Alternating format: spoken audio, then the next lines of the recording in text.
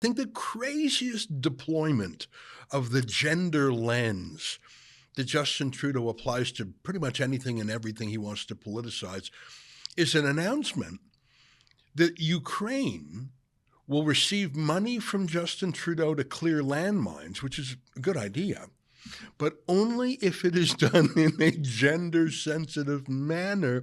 If you think I'm kidding, well, listen to our next guest. Our friend Lorne Gunter has written a column about this crazy idea called Trudeau's Virtue Signaling Aid Pledge Not Helpful to Ukraine. And Lorne joins us now via Skype from Edmonton.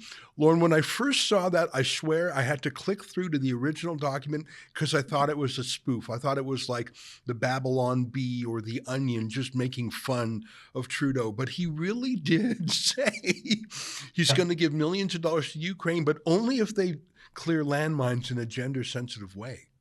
Yeah, exactly. It said that you must make sure that the mine clearing battalions are gender inclusive. Now, they didn't have any specific goals. It doesn't say 50-50, whatever. But like, who at Global Affairs or National Defense is sitting around thinking this stuff up? Like, do they look at the Bahrainian mine clearing unit and say, oh, there are no obvious women on this list, so therefore we can't include them in any future treaties because they don't have gender inclusive mine sweeping? Like, what difference does it make? They're in the middle of a war. They're not in the middle of downtown Toronto where you can cancel and woke people to death on social media. They're in the middle of a real war. Give them money to clear mines. I mean, one of the things that keeps people who've been displaced in Ukraine from coming back to their communities is the fact that the Russians very often, when they are forced to withdraw, plant all sorts of mines all over the town and the farm fields around it to render them useless to people. So demining is a very big part of Ukraine's recovery. And what we've decided is we're going to impose our values, peace during peace, in a ultra liberal country, very woke.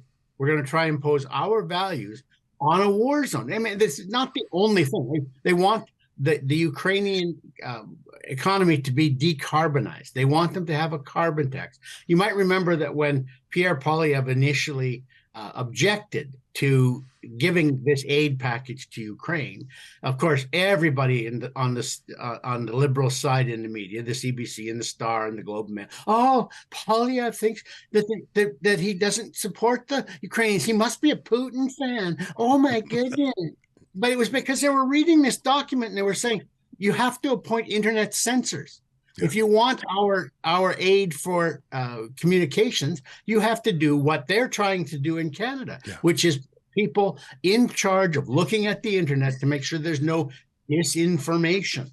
And but the worst one for me was this $4 million for demining that was incumbent on there being women encouraged to join the Hurt Locker, as it were. Yeah, you quote the exact phrase from the announcement. I just want people to know that you're not making this up. I did check the underlying document.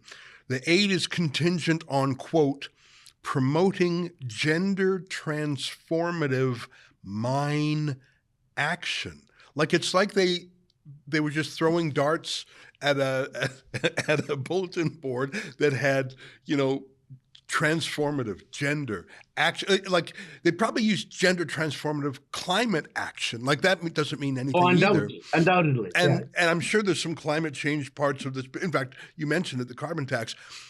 I love watching some of Jordan Peterson's debates on gender stuff because he, I remember that very famous interview he did with Kathy Newman on Channel 4, where talking about inequality of men and women in the world. And he says, yes, there are more men in positions of economic power. There's also more men in the worst jobs in the world, like, very dangerous jobs from, people who go to fish at sea for a month at a time, or people who, let me give you an example. I mean, construction, it's a more dangerous job. Mining, it's a more dangerous job. I recently saw a video of people doing welding in deep sea drilling rigs. These are very dangerous jobs. You know, stringing the high tension, high voltage power lines.